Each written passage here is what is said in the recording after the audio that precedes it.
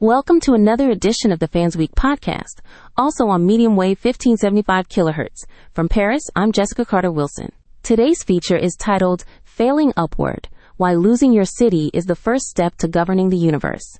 This was written by Jessica Carter Wilson for fansweek.org in Paris, March 2026. Today's news. Following the 2026 municipal elections, Anne Hidalgo is stepping down as mayor of Paris to pursue international climate roles.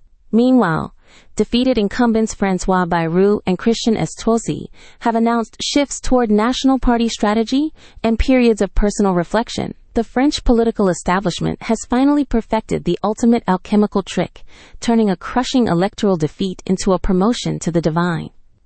In any other profession, being told by your neighbors to pack your desk and never come back is called being fired. In the upper echelons of the Republic, it is known as a transition to a more atmospheric plane of existence. If the voters don't want you, it clearly isn't because you failed.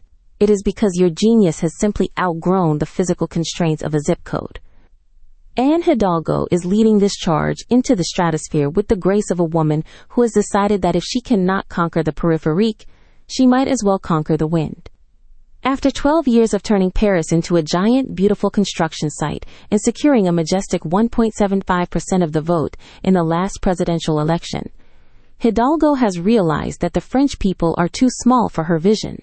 Having been rejected by the UN for a refugee post, a move the UN surely made only because they felt her aura would overshadow the General Assembly, she is now pivoting to save the planet. It is a classic move. If you cannot convince the 15th arrondissement to like you, try the Antarctic ice shelf. Penguins, notably, do not vote and rarely complain about bike lanes. The beauty of the Hidalgo model is its refusal to acknowledge gravity. We are moving from a local mandate to a planetary one, explained one anonymous strategist close to the Hôtel de Ville. When you have achieved everything possible within the limits of municipal law, the only logical next step is to legislate the clouds. It is not a career change. It is a secular ascension. Meanwhile, in Pau, François Bayrou is proving that losing an election is actually the most efficient way to clear your calendar for more important work, like writing a book that will be purchased by 42 people and quoted by every news anchor in the country. At 74, Bayrou has been a fixture of the center for so long that he has become a geological feature rather than a politician. He didn't lose his mayoral seat. He simply liberated himself from the burden of actually having to govern a specific group of humans. This allows him to focus on his true passion, being the shadowy kingmaker of a center that is currently the size of a postage stamp. It is the ultimate ghost strategy. By no longer existing in a legislative sense, Bayrou becomes everywhere and nowhere at once, a specter of the middle ground haunting the halls of power. He is defending the center against the extremes by ensuring that no matter who wins, a 74-year-old man with a pen and a grudge will still be there to tell them they are doing it wrong.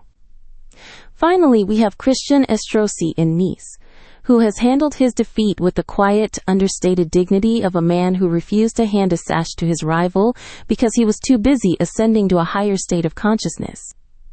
Estrosi is entering a time of meditation. In political terms, this is like announcing you are fixing the roof by renaming the leak a water feature. He isn't unemployed.